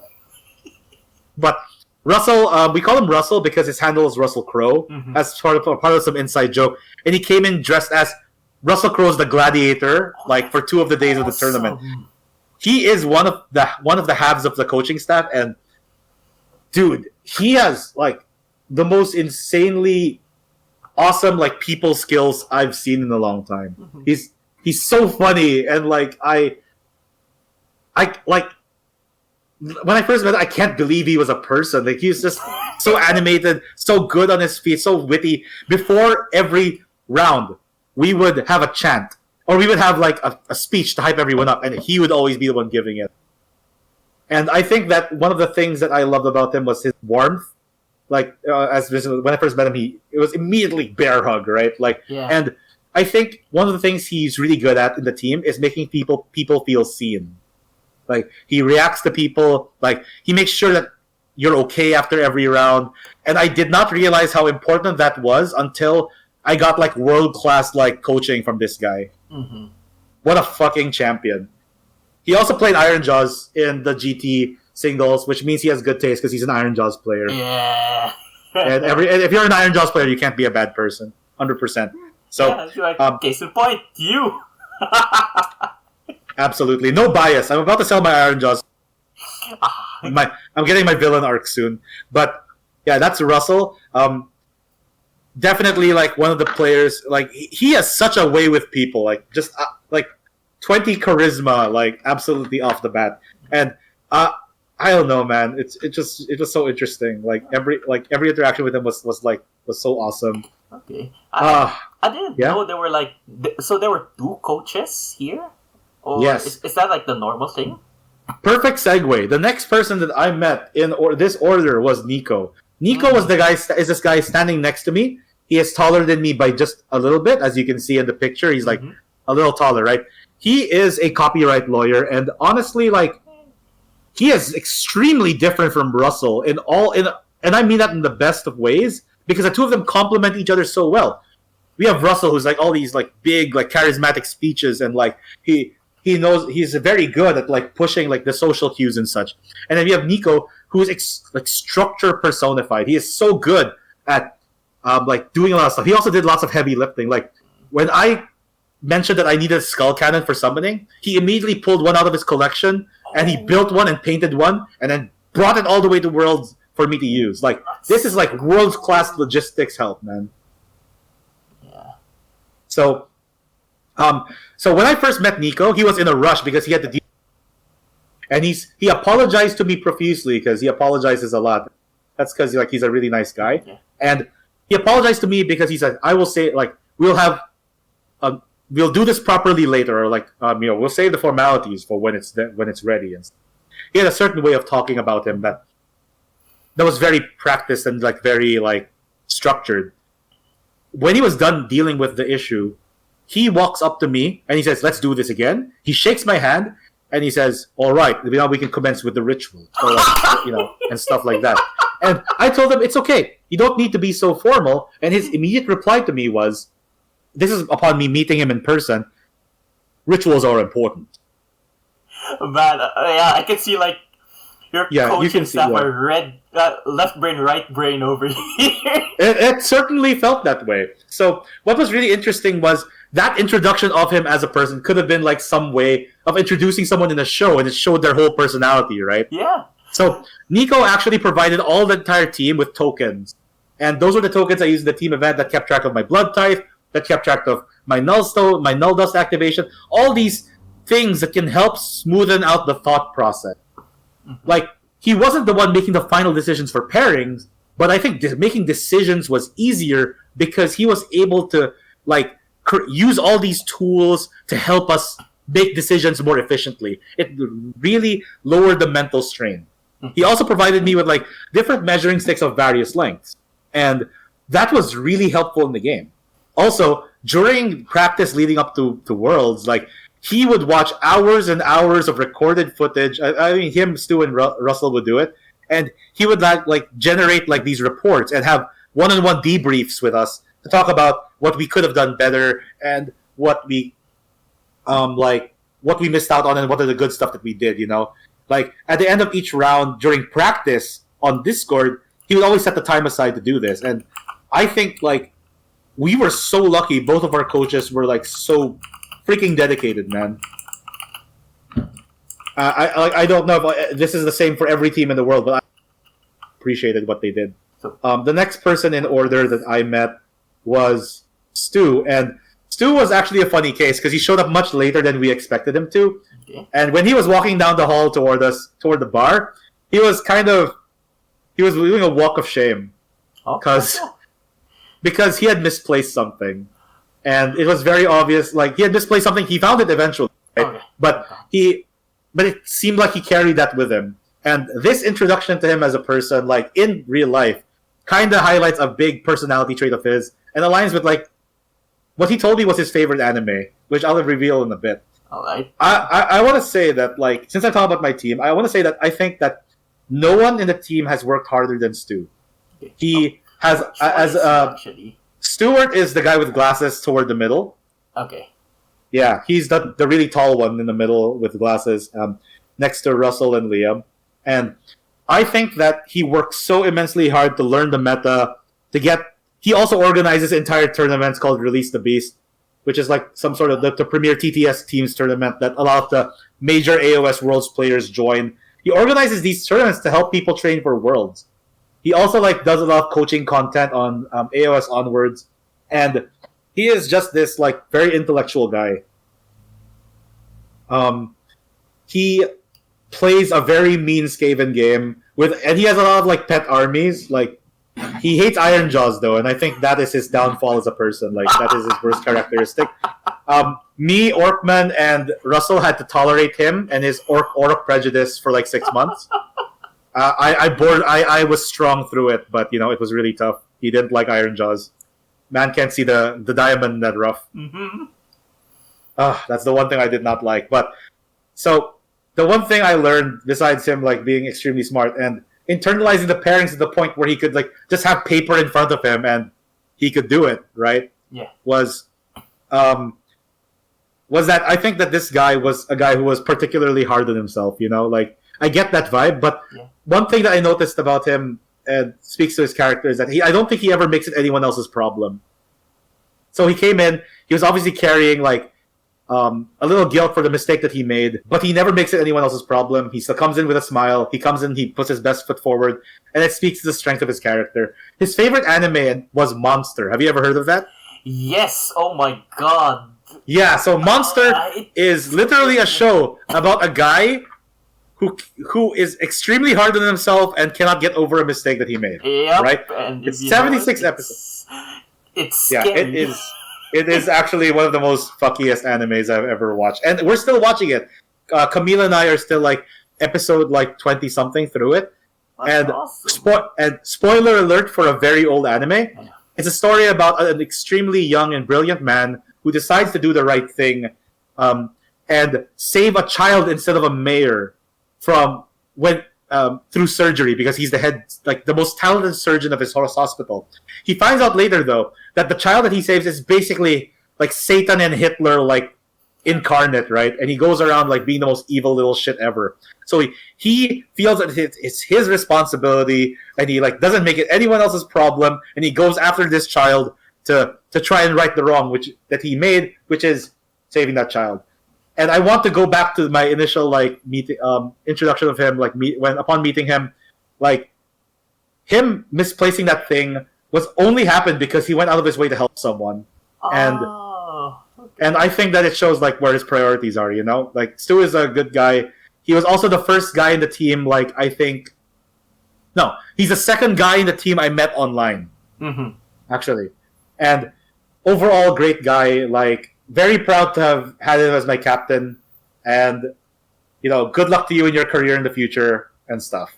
So next, the first person I met online, coincidentally, no, that's not true. If I'm going to strictly go by chronological order, the next person in my team I want to talk about is Ray Bear. Ray Bear is the fellow on the far right of the picture.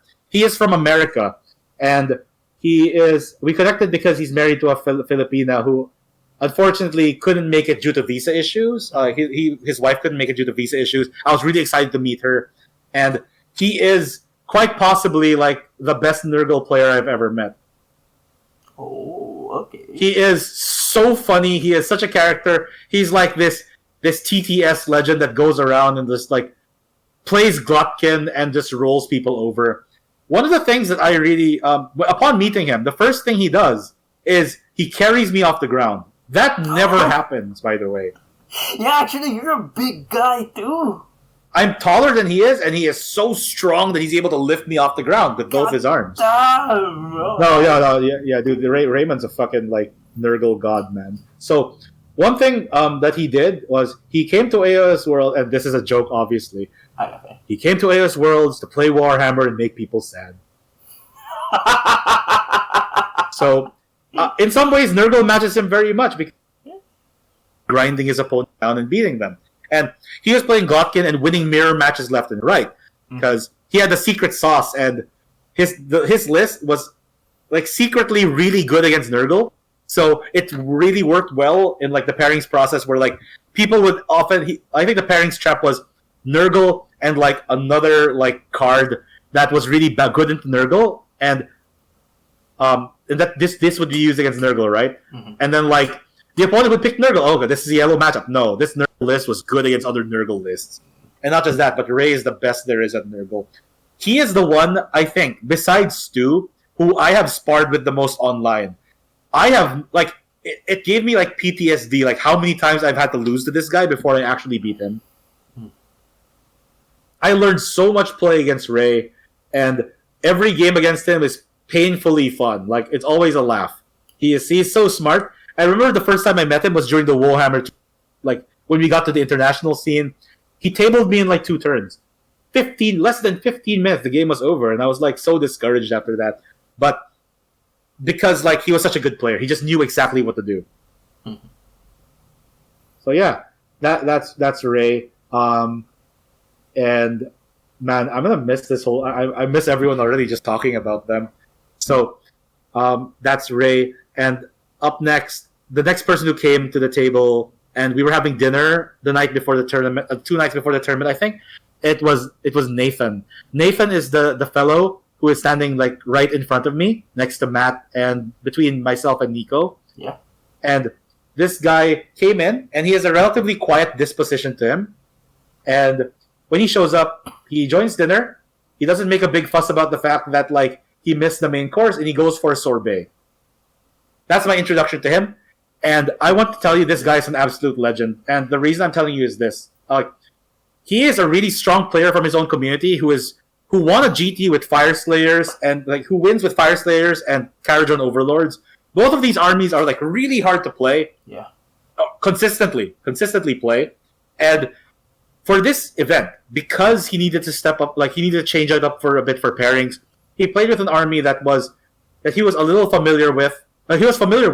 But wasn't like exactly his main. He played Sylvaneth for the team. Mm-hmm. And I think he is like next to Nico. He actually typed up the notes for every single list. Okay, every fucking list in this entire world's like in teams. Like, wait, give me a second. 200 of those. 200, yeah, exactly 200 of them. Yeah, Oh. he wrote 200 lists, the notes for them. So every time we would have a match, they would tear a list off, and each of us would know what our opponents did right off the bat. There were no secrets. Mm-hmm.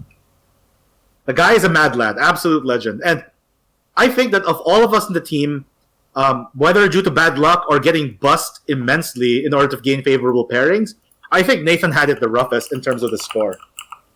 And you know what? He never made it about himself. Of course, it's frustrating to lose, right? Any like tournament player worth their salt will be frustrated to lose. But he showed me, I think, what it was like to take the hardest matches in the team and still like not bring down morale, not make it about you, not bring out your ego, not lose your temper, not get mad at the captains or the pairing staff, but to know that there was a bigger picture in the team. And I think that by watching like Nathan tank these losses or take the small W's and take it in stride and continue to have like a very strong like upbeat personality going into things, like I really learned what kind of player a team needs to have, you know. So yeah, that's Nathan. He was such a fucking legend.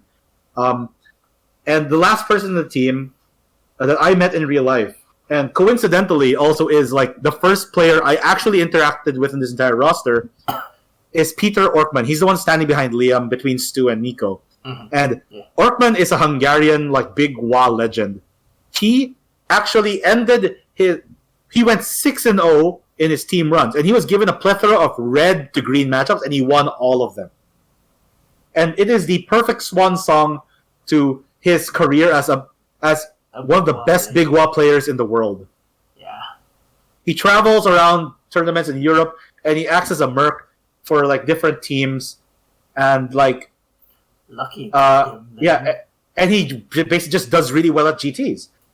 I met him because when me, Patrick, and Johan ran 3 randos from a country that never participated in team tournaments, wanted to play in our first release, The Beast.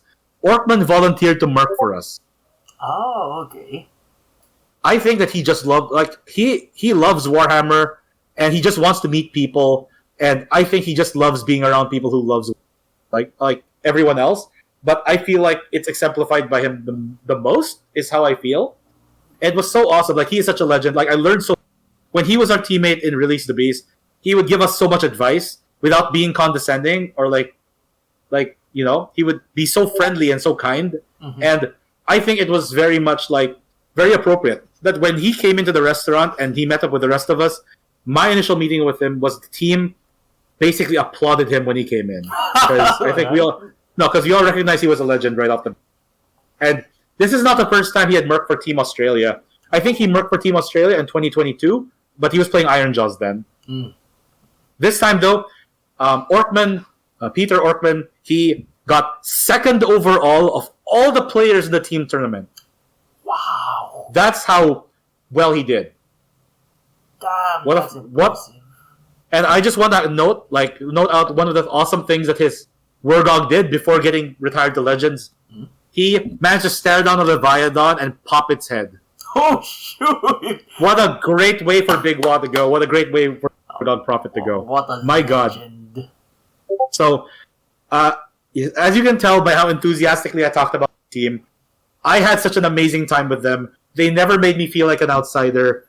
They never made me feel like I wasn't part of the team. Right off the bat, I never really felt like a merc. I felt like supported, but in terms of structure, in terms of reps, in terms of like feelings, I felt really supported. I felt really seen, and I think that I was so lucky to be picked up by Team Australia. Yeah. Yeah, well, thanks for letting us meet the team and I'm sorry, refresh my mind again, the second person that you met chronologically, like the mystery person. Jordy. Yeah, Jordy. So at least now, by process of elimination, like we'd know who Jordy is from here. Then. Oh yeah, right. Sorry, Jordy. No, Yeah, it's fine. Jordy. I Yeah. wanted to keep it a secret for everyone. Yeah, so Jordy is the one between the two bearded guys, the two Yeah. like thick bearded guys. He is the one hanging on to the two of them. Yeah. So yeah, like Yeah. with like this was Yeah. like 6 months of training, like all the hard Absolutely. work that every individual teammate did. This actually shows like why you guys deserve to go from like 11 all the way until 4th. Now, this is a Absolutely. lot of effort. Congratulations to everyone. Thank you. And like, Yeah. Go. Sorry. I'm going to miss Worlds. I'm gonna miss that week in 2024, and I miss everyone I met at this point. Yeah, like To be actually, frank. so if you had a chance to do this again, would you? And actually, would you encourage other people from our community to go through the same experience? That is honestly a very privileged question because I Of think course, that yeah. one of the big issues really is the cost and it being in Europe and all, right? And us Yeah. being Filipinos, there's a lot of visa requirements that we have to go through in order to get a visa. If you don't have like all those documents readily available, it can be very tough, as experienced by by Ray's wife, who unfortunately couldn't join us that time. Mhm. I was really looking forward to meeting her. If you have the opportunity to, and you have the financial means to, I think it's like such an amazing thing to do at least once in your life. If you're lucky enough to get picked up by a team as awesome as Team Australia. And I guess going back to like the first ever question I asked, like more than an hour ago, like what is the most important thing to be a team member here? To be a member of a team. I think I can kind of see it with all of your like anime-ish or like TV show-ish introduction to each other. Yeah. Rather than skill, I guess it's the vibes. Would you think? Would you say so? I agree. I think that you could make a team. A team of superstars does not make a superstar team. That makes sense, right? Mm-hmm. Like, I think a superstar team is a team that has gone through things together and trusts each other, and doesn't make things about themselves, but they trust the vision of their leaders. They trust the capabilities of their teammates, and they're able to go through it. Because at the end of the day, Warhammer is supposed to be fun, and through winning and losing, if you like the people that you go to team events with, can you really say you wasted your time? So yeah, that's what I think, and I think that but definitely getting used to losing and not thinking about like trying to curb your own like feelings and trying to see the bigger picture. I think that is something that's very hard to learn, and it takes like a lot of practice to learn that. It's only because like we've been through several Release the Beasts together that I've kind of gotten used to the idea that sometimes I am going to lose. You know, it is what it is. All right. So yeah, like hoping like the Philippines can possibly like be on a global scale. Maybe a Team Philippines in the future. Who knows? Man, if we ever like, that would be a pipe dream. I don't know how possible that is. It would be nice, but at the same time, reality is reality. You know, maybe in the future, if it ever happens, I would be so happy. But unfortunately, it being so far away and us like having a smaller like earning capacity than other countries, it's kind of tough to send a whole team, especially with this quality, like with coaching staff and stuff. Like that's hard. Yeah, like Yeah. man, this is a once in a lifetime experience, and definitely happy for you to be able to meet all these people. I think like these are gonna be like a very long lasting friendship for all of you guys. I really hope I get to at least meet them. I really hope I get to see them again in the future. You know, it is one of those things. Like, I haven't felt this way since like college. You know, like after college, I didn't know.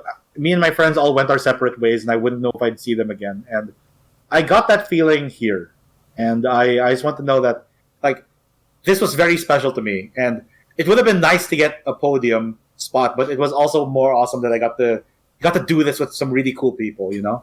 Yeah, who knows? Maybe next year, or I doubt. My wallet says no. My wallet says no. Oh, yeah. I think it's better if I take a break from going to Europe and stuff first. Right. So, But yeah, but I will be cheering for them next year. of course. Watch out, I'm world. sure like all of us will do over here at home. Yep, absolutely. So I guess like that's all the questions that we do have. So if anything, like, do you have anything that you'd love to say to your team? Yep, I have one thing to say to my team. If you're watching this, I want you to know you're all cunts. All right, yeah, that's how you know that they're friends, people. Yep, okay, that's it.